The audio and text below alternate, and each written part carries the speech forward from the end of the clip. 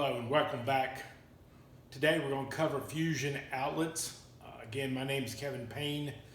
I work for the Ferguson Engineered Solutions Divisions, and I cover the Carolinas, and there's one of me in every state for Ferguson that can help you with this certification. So today's video is specifically and 100% on fusion outlets. We've got other videos posted up there for you to look at on other products.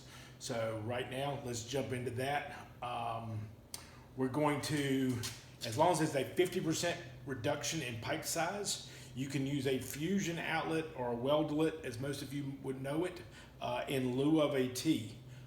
It speeds the job up, and it also cuts cost. So in this case, we've got a 2-inch pipe. We're going to put a 1/2-inch outlet on there. These heads here are specific to the pipe size, as is on the smaller case the drill bit. So this drill bit is made specifically almost like a wood paddle bit, and it's going to pull product up and out of the hole, so you're not having shavings down in there. So this is probably a $160, $180 drill bit. Obviously, you don't need to lay it down on the concrete and tear it up. This bit's about 8 years old. I've had it since I started, and I do 1 to 2 of these trainings a week. So it gets a lot of use. So with that, center your pipe. There is a stop on the bit, so you can see with that, it pulls almost all the material up and out. And you can see there's our hole. There's our fitting that's getting ready to go in, just like before. No dry fit. It physically won't go in there dry, so we want that hole to be just slightly smaller than this size here. So on the board here, 1/8 inch smaller hole in pipe than the fitting. Okay, so as we go up in size, I've got a piece of 6-inch pipe over here with a 2-inch fitting we're getting ready to do at another time, but I'll show you that. So this is specifically designed for 2-inch pipe, so it covers, it follows the contour of the pipe right here, and this follows the 2-inch contour for the fitting. So the first thing we need to do is make sure that we get a 100% bead. That's telling me my iron's up to temperature, which is good because I'm getting ready to use it. So just any wooden dowel. This came from the Black Forest of Germany. They're about $50 list, but if you send me $25 in cash, I'll make all of them you want. So light pressure. I'm almost no pressure back here on my hand. I'm letting the heat do the work, just like in the others. And now we're down onto the pipe. So what I'm looking for now is a 360-degree bead around that, because if I don't have a good bead, I'm going to have a leak. Okay? So there is no time. So if you go looking in the book for fusion outlets and times, because a lot of the other stuff we do on the socket weld is time dependent, you won't find any times associated with this. So it's really just a matter of getting a good time. Again, I'm not bearing down, I'm not pushing real hard. If you push too hard, you will push this all the way through the pipe. So obviously with your wall thickness, your different SDRs, you need to be cognizant of what's that wall thickness look like. Okay, I think I've got a good bead. I don't know. I'm going to pick this up. I'm going to look at it. I'm going to roll it towards you just a little bit so you can see I've got an incomplete bead right down here. Okay, so I'm going to roll that back over here. I'm going to keep my heat in there. So being I've got almost a complete bead all the way around there, I'm going to go ahead and pick up my fitting now. On the smaller pipe like this, the fittings heat up pretty quickly. So I always try to make sure I've got my bead on my pipe. Once I go up 4, 6, 8 inch, I'll put the pipe and the fitting on there together. Okay.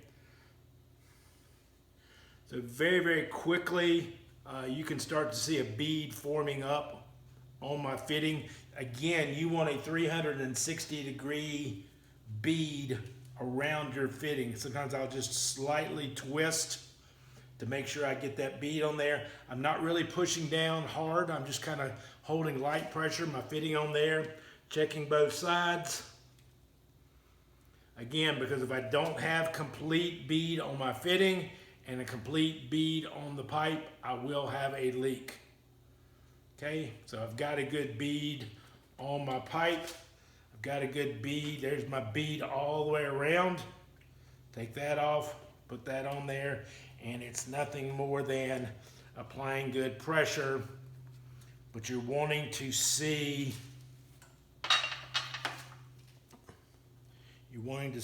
both green and blue all the way around.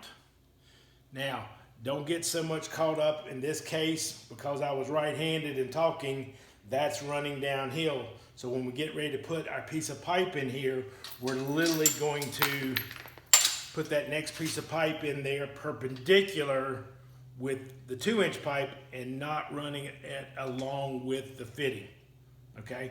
Because that way we can straighten things up. If we go to pick this up and level this, we create a gap up underneath. If we create a gap, we've got a leak. So in the next video that I'm going to post will be how to repair a leak on fusion outlets versus a socket outlet. If you remember on the socket outlet, we talked about how this is all one complete fusion piece. This is almost solid inside right here, okay? If, again, we don't have a complete bead, like here, 9 times out of 10 on a job site, this is where the job's gonna leak. It's almost 100%. So this is where your leaks will take place.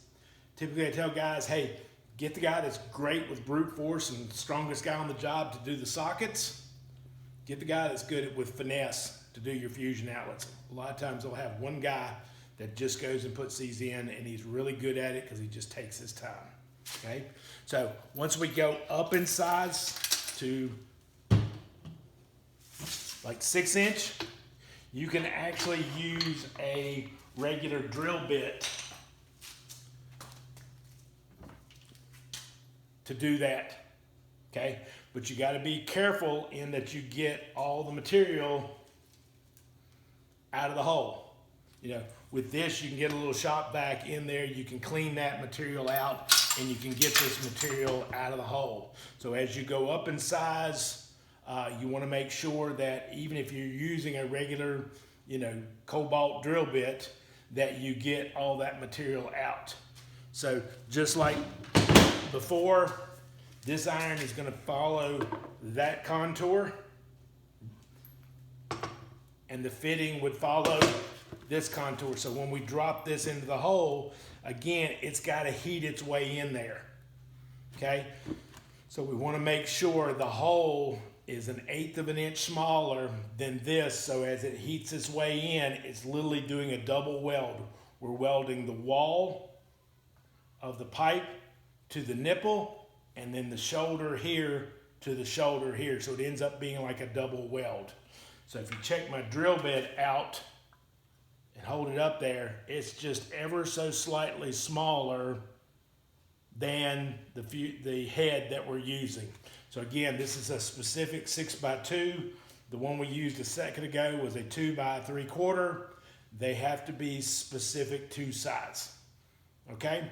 So in the next video, we'll talk about how to repair a fusion outlet that's potentially leaking. Thank you. Again, my name is Kevin Payne, product specialist with the Engineered Solutions Group with Ferguson. Thank you.